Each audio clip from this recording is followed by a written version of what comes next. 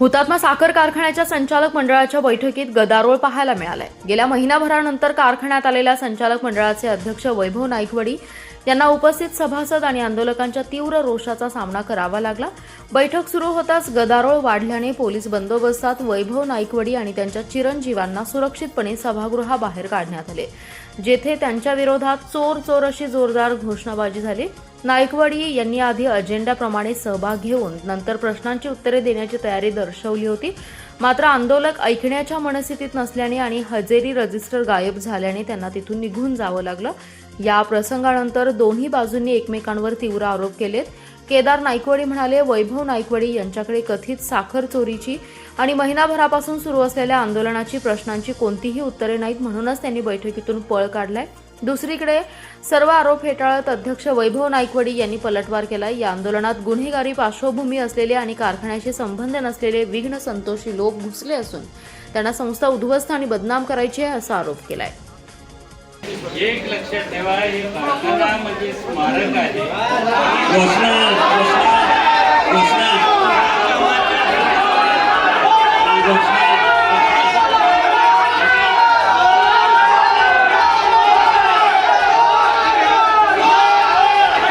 Padma Bhushan क्रांतीवीर doctor नागनाथांना Naikwadi हुतात्मा किसन आहेर सहकारी साखर कारखान्याची आज सकाळी 10 वाजता संचालक मंडळाची मीटिंग होती।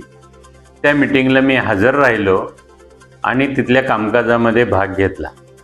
हे करत असताना मध्येच त्या ठिकाणी उपस्थित असणारे आंदोलक आणि त्याशिवाय इतरही जी मंडळी होती ज्यांचा कारखान्याशी काही संबंध पण नव्हता, अशी पण काही लोक त्या ठिकाणी होते आणि मीटिंगमध्ये गोंधळ घालायचं काम त्यांनी केलं।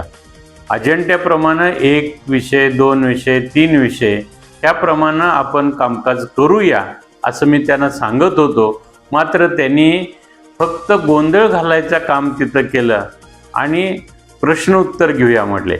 मी त्यांना हे सांगितलं की प्रश्नोत्तर जरूर घेऊया, पण अजेंड्यावरचे विषय संपूया आणि आयत्या वेळच्या विषयामध्ये सर्व प्रश्नांच्या सर्व शंकांचं निरसन करू आणि चर्चा करू।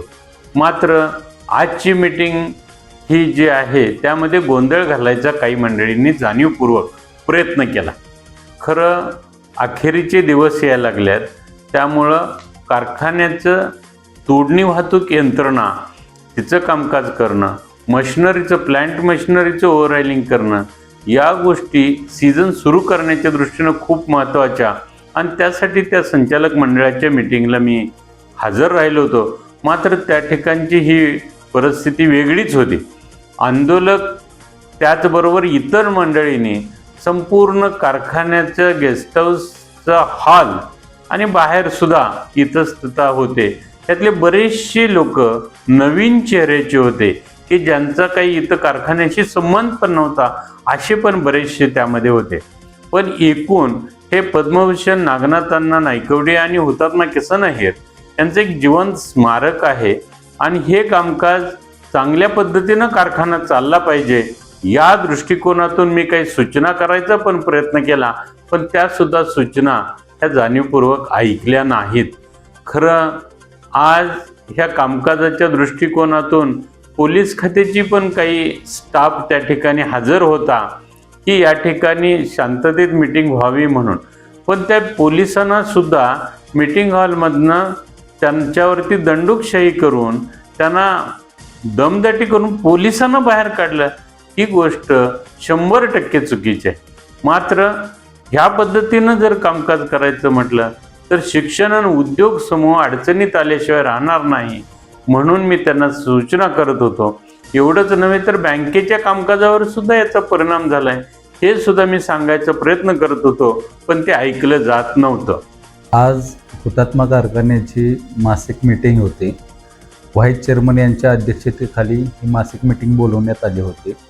मासिक मीटिंग चालू झाल्यानंतर चेअरमन यांनी स्वतःच्या रजेचा अर्ज दिलेला, तो सर्वांनी नामंजूर केला आणि त्यानंतर 5-10 मिनिटांनी चेअरमन आले। चेअरमन यांचं मत होतं की ह्या अजेंड्यावरचे जे विषय आहेत ते मीटिंगमध्ये घेऊया आणि त्यानंतर मी तुमच्या जे काय असतील ते प्रश्नांची उत्तरं देतो, पण सभासदांनी त्यांना विरोध केला सगळ्या रोषाला त्यांना सामोरे जावं लागलं.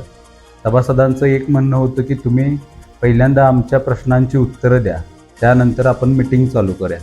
त्यानंतर त्यांनी जो 18/4/2026 रोजी झालेल्या मासिक मिटिंगमध्ये इल्लिगल जो ठराव घेतलेला, तो जेव्हा आम्ही वाचून दाखवला तेव्हा कळालं त्यांना की ही सिच्युएशन आपल्या आता हाताबाहेर चाललेली आहे आणि त्यातून त्यांनी त्या सिच्युएशनमधून पळ काढला.